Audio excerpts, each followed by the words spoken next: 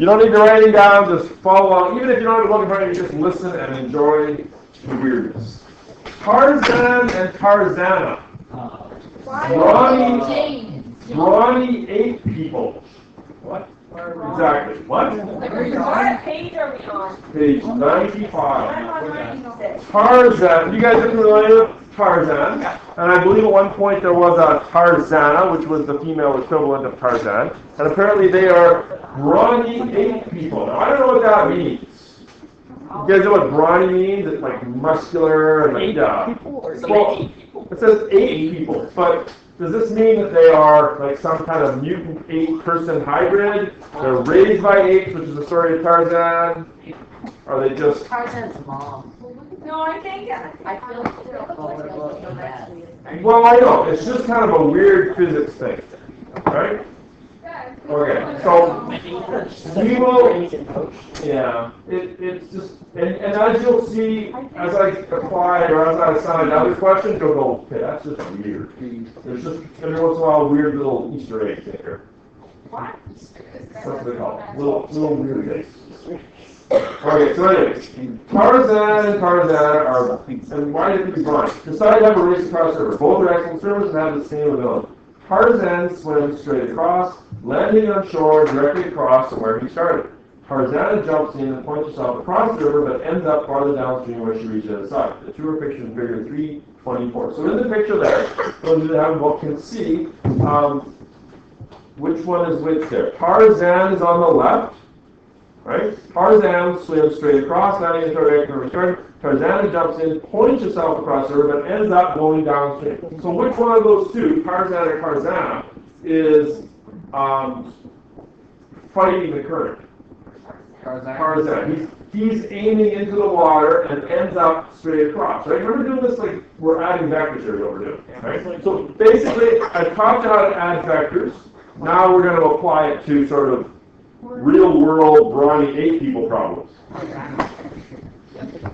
They could have just been people. They could have just been people. And did they take copyright for using the word Tarzan, or is that in the public domain? There's a lot of questions here. Anyways, okay. So the question is now, of those two, we now know that Tarzan fights the current, but ends up straight across. Tarzana doesn't fight the current. He just jumps in, goes straight across, but the current ends up Sweeping away. taking her downstream. Which one gets to the other side first, do you think? Tarzan. Why do you say that, Jeff? She wasn't fighting against the current? Which one is Tarzan? Tarzan's on the left.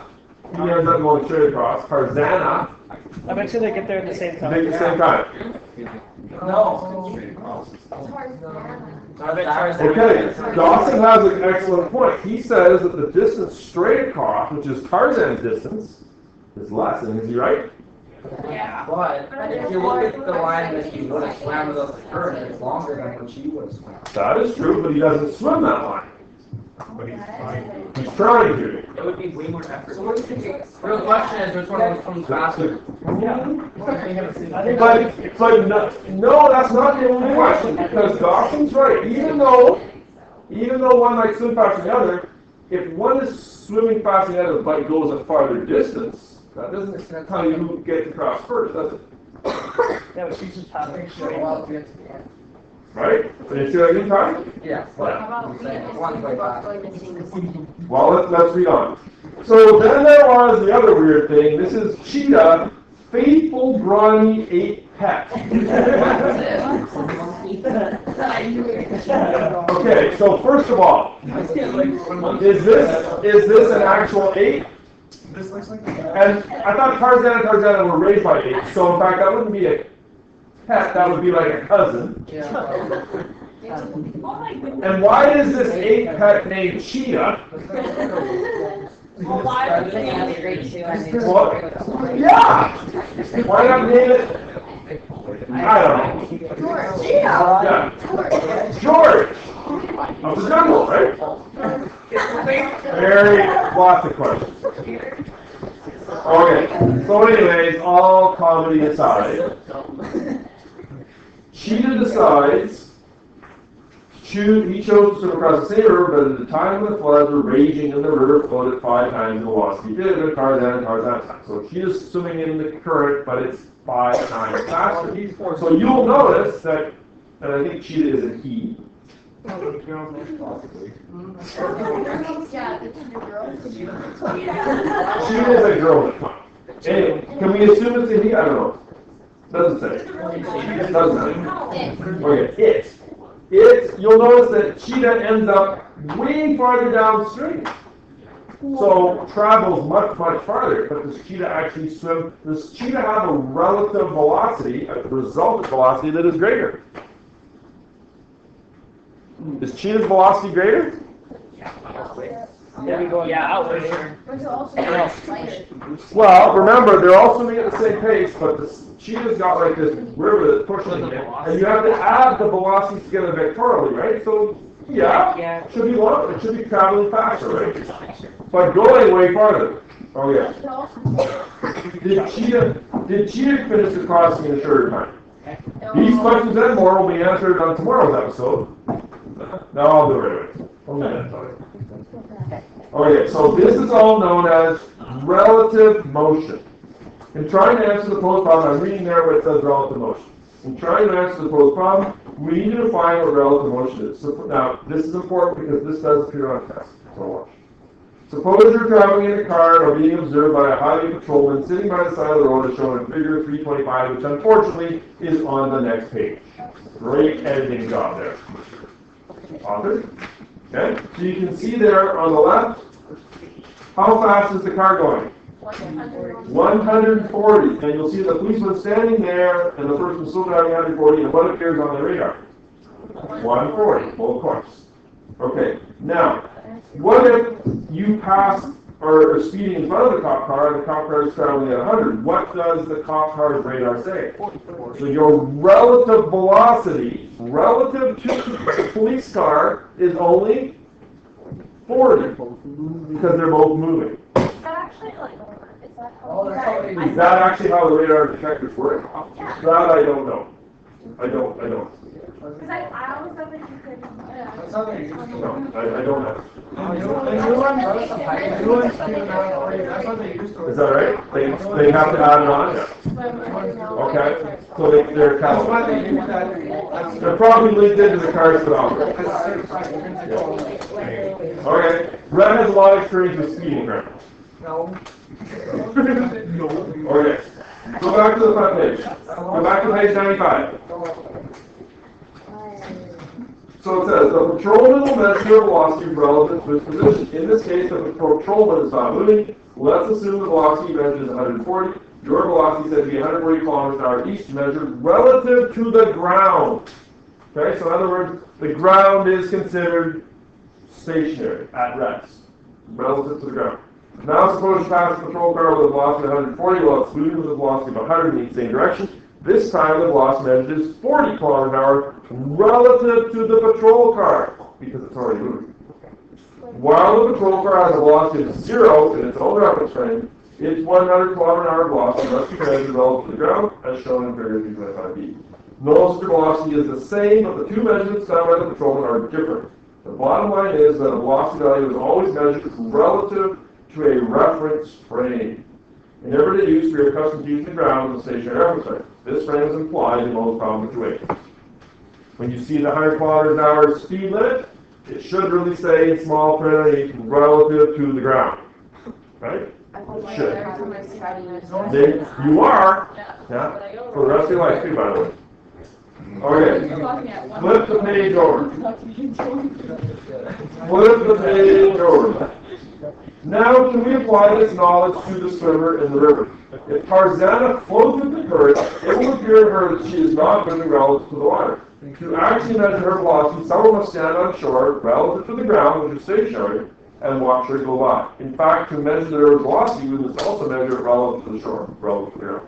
In order to keep these velocities distinct, we use a series of subscripts, and they do a terrible job. You will notice here that in the yellow box, orange box there, they say VOG is the velocity of the person or object relative to the ground. So they want us to use VOG for the rest of the textbook. VMG is the velocity of the medium the person or object is in relative to the ground, and VOF is the velocity of the person or object relative to the medium that's in. Blah, blah, blah, blah, blah. What are they talking about here? I've always said resultant is boat plus current. Does that make sense to you? Yeah. Okay, and that's what we're going to stick with. The only reason I bring this up is in case you start looking in the book, you want some help, you look at this, you go, I don't know what this is talking about. Okay? So which one is which here? VOG is the velocity of the person relative to the ground. That is the resultant. And many of you, at one point I had people writing it at the side there. VOG is R. You might have it in your book. You can write it in if you want. The first one is the resultant velocity. The VMG, the velocity of the medium or the person or object is in relative to the ground, so that would be the velocity of the current, or if it's a plane, it would be the wind, the medium, the thing that you're traveling in. Right? Okay, and then VOM is the velocity of the object, person relative to the medium, so that's like the plane speed or the boat speed. It's the speed, Tarzan's swimming speed. It's the object speed without any other outside influences. Okay? Does that make sense? Okay. So I just want to kind of bring you back to that kind of thing. And then they give you a relationship, and basically at the bottom there, that would be like R is equal to B plus C and all that. Okay. Let's move on. Example number 7. Relative motion in one dimension. This could not be any easier, and I don't intend to do any notes on this. In one dimension, the river problem has 3 possible cases shown in figure 326. When the river flows, velocity is 1. East, Tarzana can swim at 2 meters per second into the water. So there are 3 cases. Tarzana swims in a downhill river, there's no current. What's her speed? If she's swimming at 2 meters per second and there's no current? 2 meters per second. Now, what if she swims with the current? The dam broke. Oh, dam. She swims at 2, current is 1, her speed is 3. Easy. Swims against the current, swimming at 2, minus 1, swimming at 1. Easy stuff, right? Okay. You don't need to do that. If you got didn't I delete that from your page? Did I hand out a page? No. I didn't hand out a page. Oh, did I ever actually let it off? I went down to the office.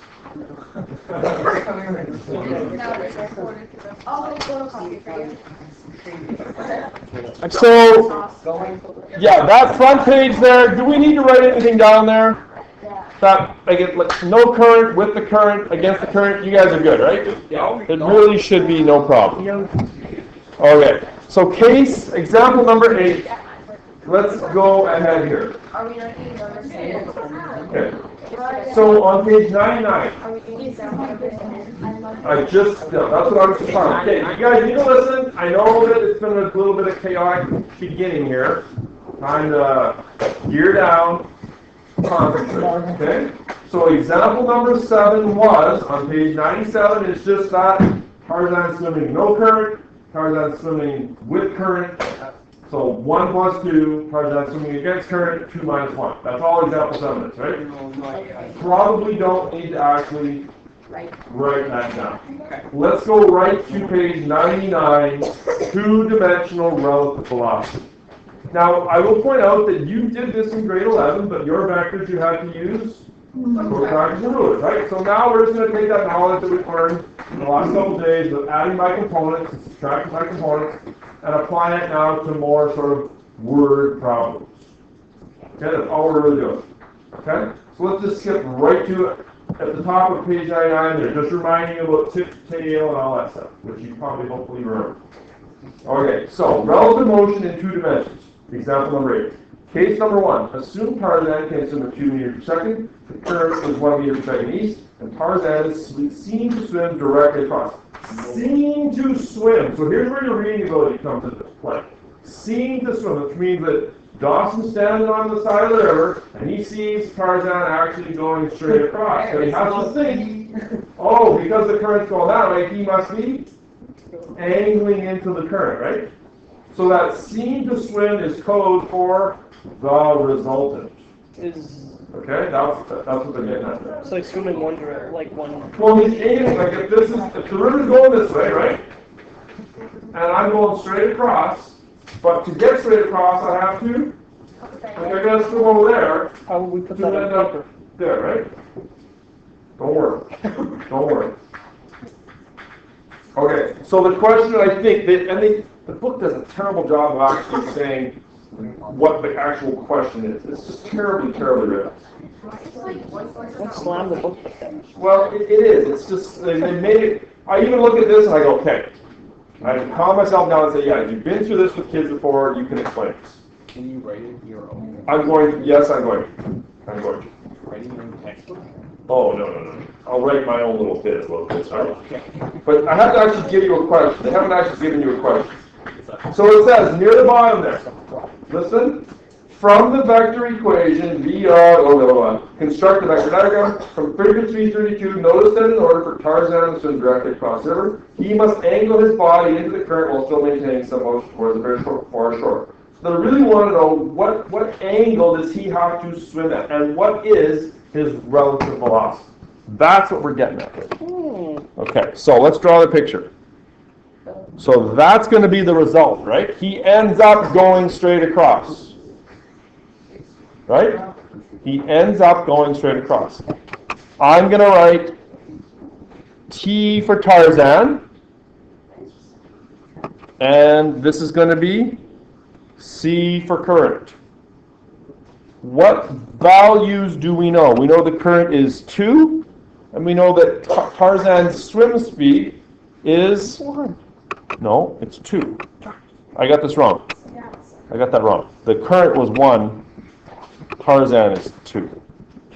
Okay, now, right away I cringe because this is a classic case where they've given you Tarzan's swim speed, but they haven't given you Tarzan's angle. So they've only really given you half of his vector, which I hate when textbooks do. They've also given you half of the result. They've given you the direction of the result, but not the speed. Way to go, textbook. Worst starting value ever. Worst starting example ever. Okay? The reason I bring this up is because this is what you're going to see. So I'm trying to give you some sort of preview of what you're going to see and try to make that transition to university science maybe a little bit easier. Okay? Because I'm not trying to scare you. I am not trying to scare anyone away from taking science university. No, I am not. But be aware, you might possibly get a professor whose English is not his first language that might read right out of the book, right? And might not sort of like make it as easy to understand as perhaps I should. My first year physics professor, wonderful man. He was probably 85 years old, had a thick Scottish accent. It was like, wow, he was groundskeeper Willie before I knew who groundskeeper Willie was. Right? But that's what it was like. So you had to listen really carefully. So just be aware. Anyways, so that's what's going on here. So the question is, what angle should Tarzan aim himself? And what is his overall result? Because ultimately we're trying to find out who gets across first, right? That's what we're trying to find out. How am I going to get the angle? You can do the something inverse, right? Well, we know two sides. We know the opposite and the hypotenuse. So which one has opposite and hypotenuse in it? That's what you meant. Dang it. Okay, so theta is, and I almost wrote opposite tan, but it's opposite sine, inverse sine.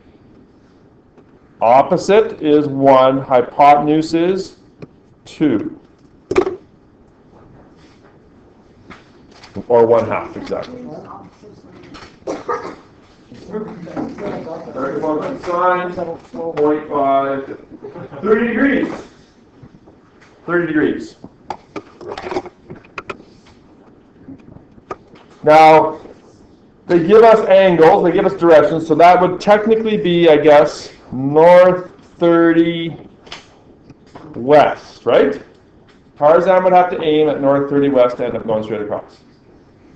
Now, what is Tarzan's resultant speed? Now, students often think that it's going to be r squared is equal to like boat speed plus current speed squared, right? But in this case, which is the hypotenuse? Tarzan. So just slow down and think. So it's actually going to be t squared is equal to current squared plus resultant squared. Something a little different, which is one other reason why I do this. It's okay to be a little bit different. It's worked for me for almost 50 years. Thanks, Jeff. Hard to believe. Wow, you don't even look a day over 30. You can just take the next test off.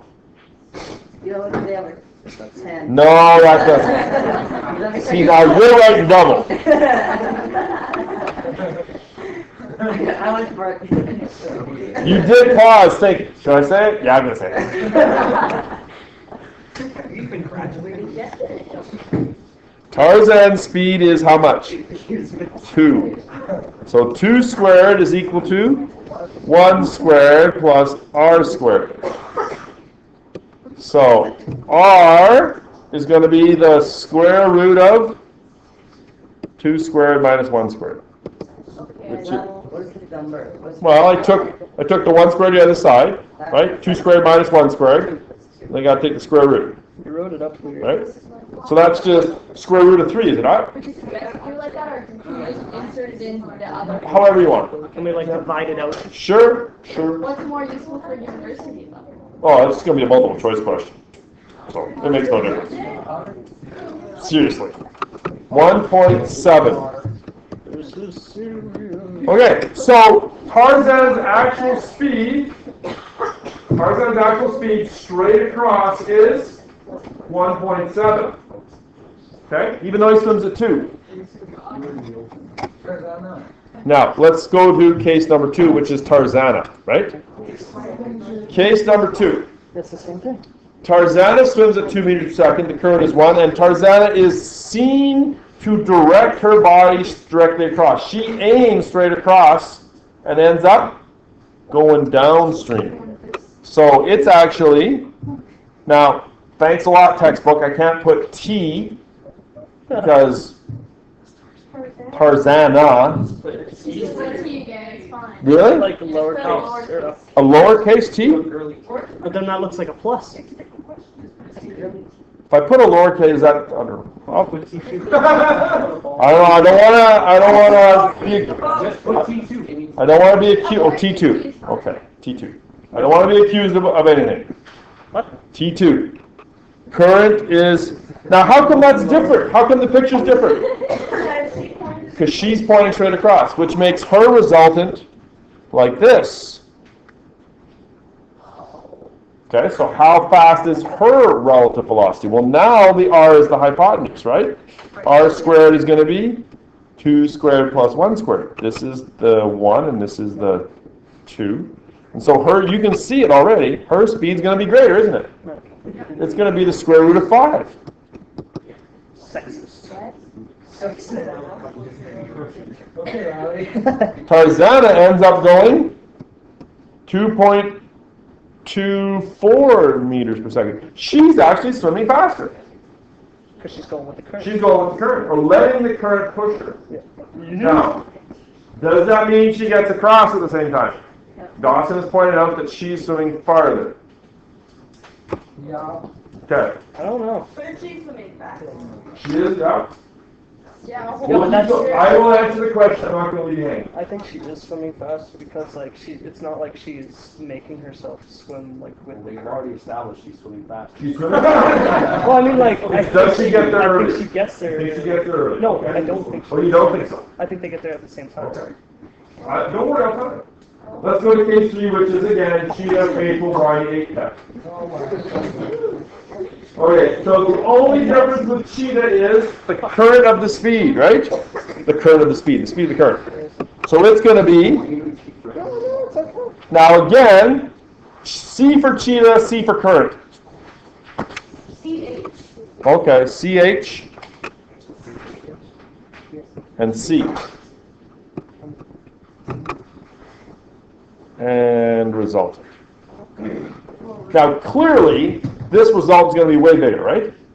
Yes. Okay, so this is going to be r squared is equal to ch squared plus c squared. So r squared is going to be 2 squared plus 5 squared, which is going to be the square root of 4 plus 20. It's going to be the square root of 29, isn't it? Yes. Yeah.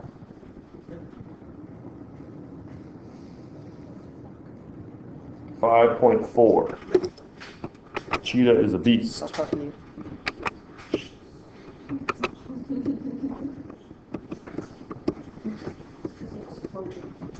The current does most of the work though, right?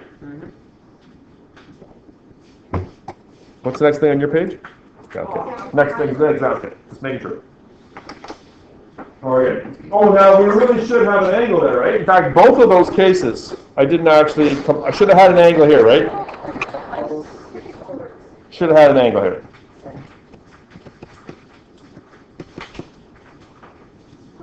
Opposite over adjacent, right? Yeah, opposite, adjacent. So that's going to, oh, it's again 1 over 2. Oh, but this one, it's a tan though, right? Not a sine. Yeah. Wait, which one is this? This is back to Tarzan. I forgot the angle. 27. So that would be north 27 east, right? How do you know you're going north? Welcome. Because it says northeast. North, Karen, up, east, right? What is the question? Directly across the north. North. Directly across is north, Second east. right? So then shouldn't the first one have said north 30? No, because here I want to, it's this angle, it's west, right? It's to the left, Danielle. Right? Is it not to the left? Well, Yeah, it's to the left. oh, I did that wrong. Okay, so Cheetah's angle is going to be huge, right? Big angle. North 77.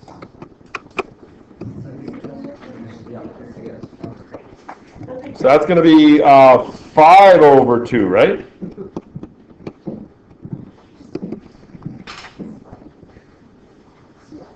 Bracket 5 divided by 2. Or 68. North, 68 east.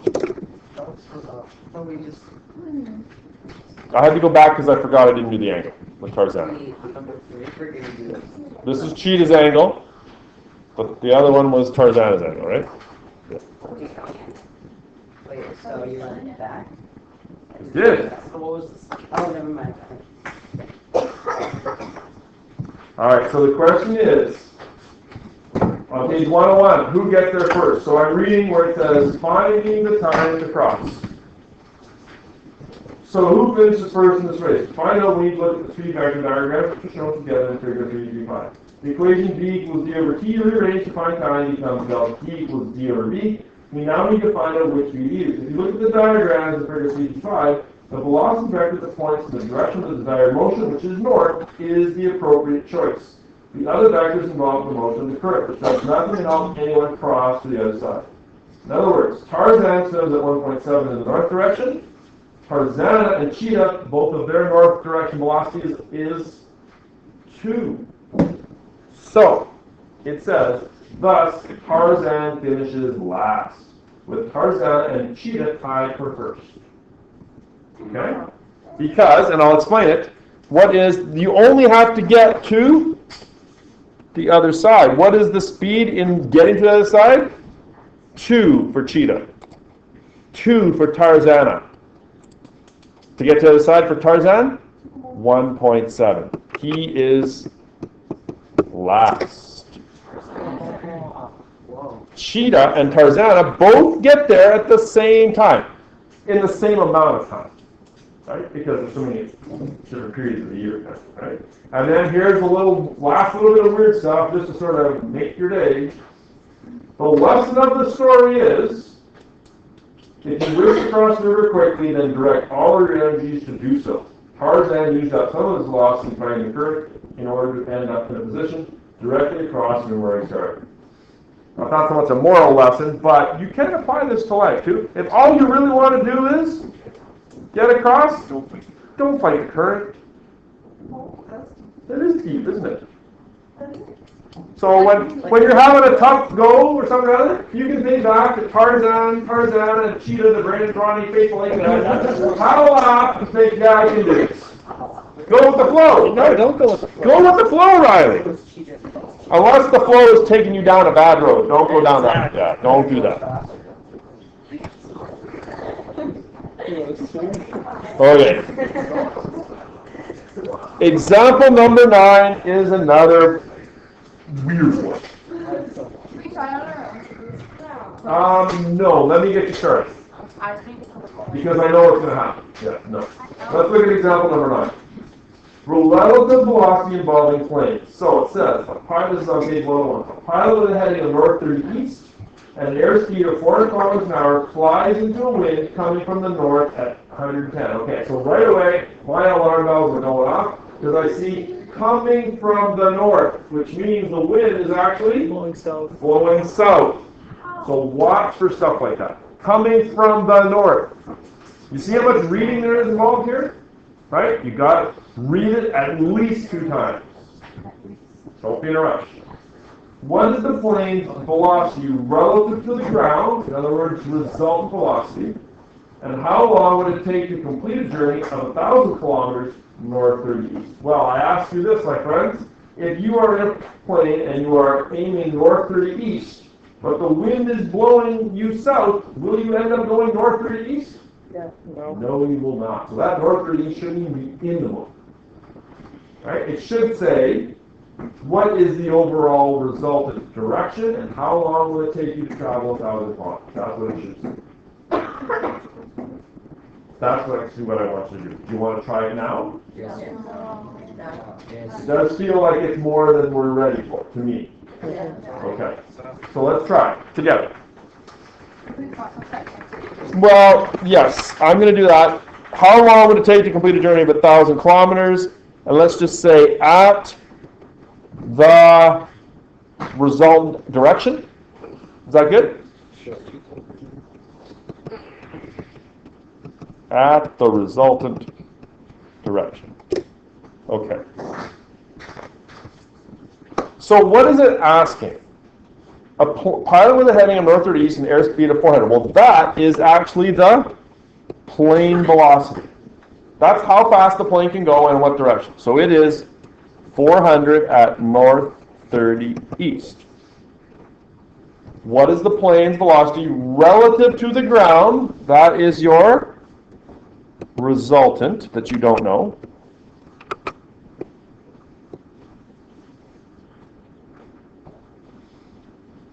Oh, I didn't say this. And flies into a wind coming from the north at 110. So the wind speed is 110 coming from the north, which means straight south. So I'm looking for resultant. So because I'm looking for resultant, this is a vector addition or vector subtraction question?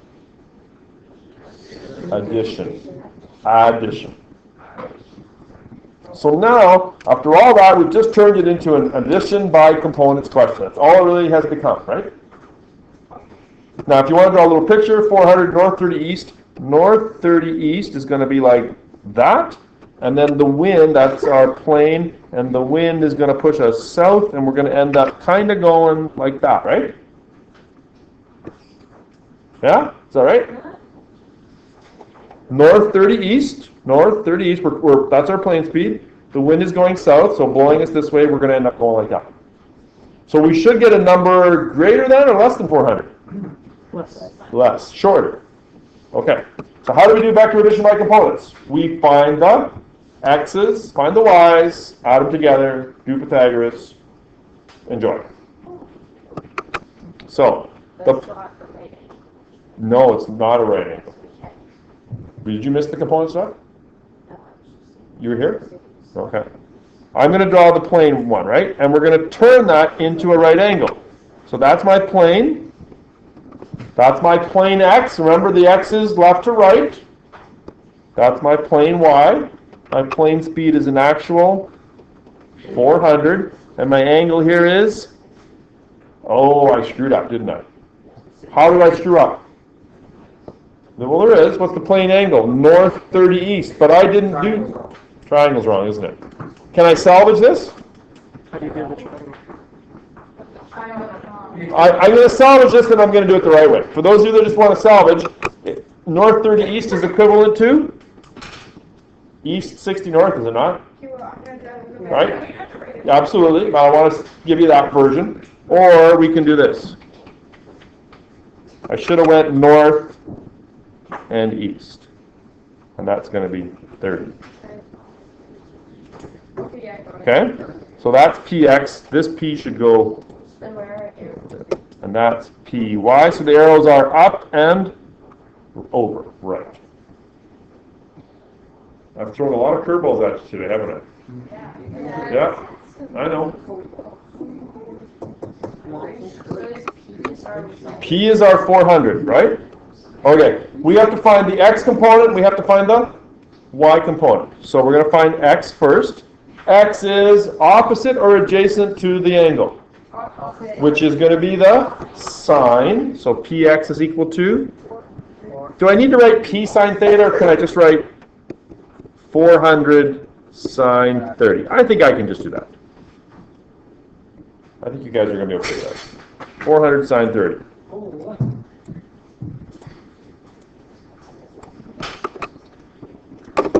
Help me out. Help a brother out. 400 times sine 30. Oh, we're supposed to times. 200. 200. Positive or negative? Positive. To the right. Find py. 400 cos 30.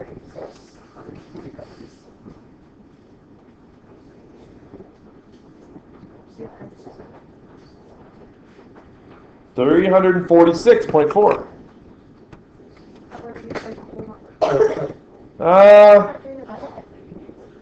Angles I'm okay leaving as a whole number. Yeah. 346.4. What do you want to leave it as? Oh, sure. Yeah, I'm pretty flexible. Okay, now what do we do here with this wind? Remember, it's from the north, so that means that the wind is straight south. And I don't think we did, yeah, maybe we did move more like this, right? Yeah. We would call this the wind. X would be 0. So the wind x would be 0, right? Because there's no left and right movement. Right? There's no x. X is left and right.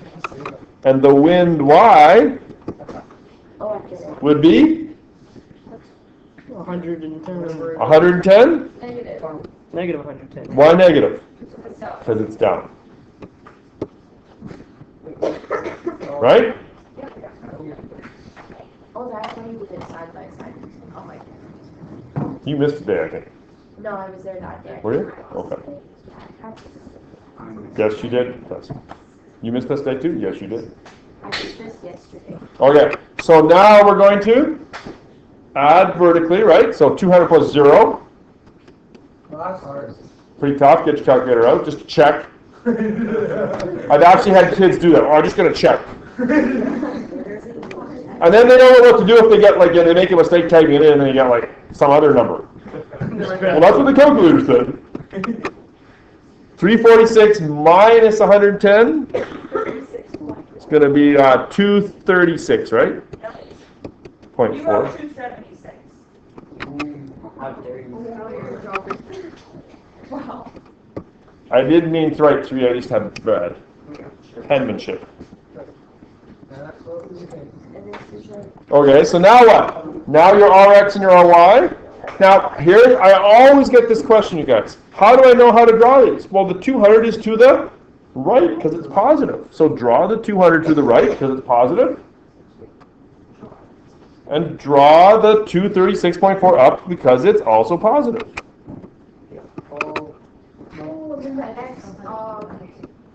So will this always be a right? Oh, yeah. Who just said that? Who just said that makes so much sense? I didn't. Was it her? It am sure. I'm glad, that was you? Yeah. I'm glad. Well, yeah, it's easy, right? Okay, so now what?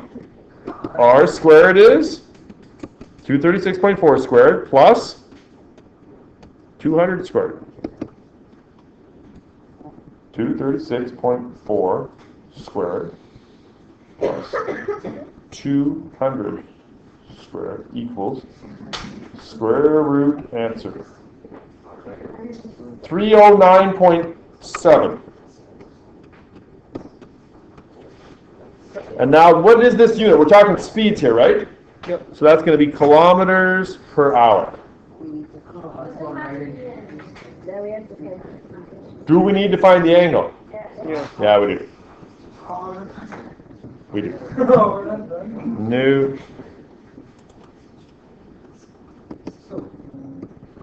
Inverse tan, opposite, adjacent. 236.4 divided by 200. So y goes on top. Maybe it's because they don't have my glasses. Probably. 49 points. Let's round that up to 50. So that's going to be east 50 north, right? Yeah. Which is equivalent to, I should point out, equivalent to what? North 40 east, right? Does it matter which one you No. This one I wrote the x first, that's all. Because my math background makes me write the x first. Now the original direction was what? North 30 east, right? So you're off by about 10 degrees. The wind blew them off course by about 10 degrees. They're gonna die. How did you figure out that that's... Because I go 90 minus 50 in my head. Oh, because Because they add up to 90. you have to do that. So you just take the right across. Yeah, easy. Now there is a part B of the question that says, how long would it take to complete a 1,000-kilometer journey? No more room? This is easy because you're just going to go V bar equals d over t. Our speed is 309.7. Our distance is 1,000. We're solving for time. So that's going to be 1,000 divided by 309.7.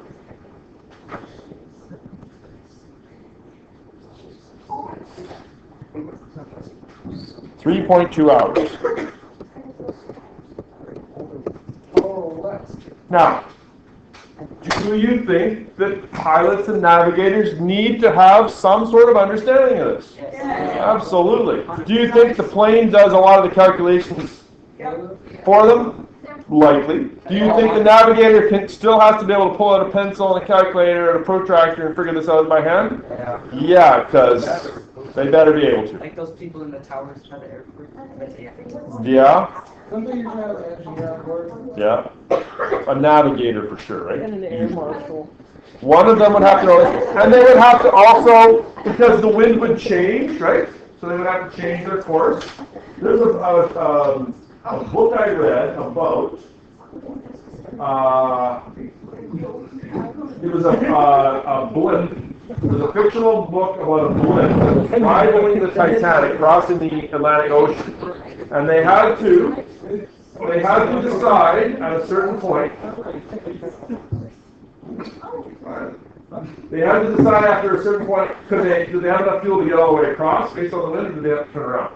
The pilot was doing calculations like this. Yeah. Okay. I'll be quiet because that is plenty of talking for me. I don't think I've handed you any questions that we can do, right? No. I did. No, I didn't. I did give you a pretest, that's right. Okay, you guys, I know it's been long, I know it's only 2 minutes left. Listen, especially because I'm away tomorrow. Now, the fact that if I was here tomorrow, I would say we can probably do this test Monday. But I'm getting this bad feeling that if I schedule a test Monday, it's going to be a disaster. Okay, so here's what I'm going to do. You're gonna get tomorrow's period to review, okay, to work. I'll come around, I'll be back Monday. Monday, we can go through anything that we need to, but I do need to have that test for you, okay?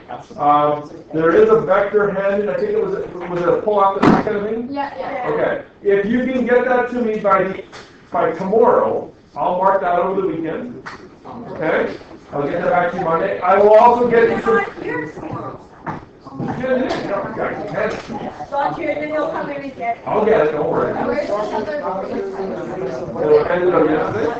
It's on the back of something, get it pulled apart. No. Okay, then I never It got might have been, you know what, it might have been the day before. it. Was It was the day before. It was on the day before. I'll get you more o'clock and put it as well. Josh. Yes. Yes. Yeah, I'm not sure I got it. All day.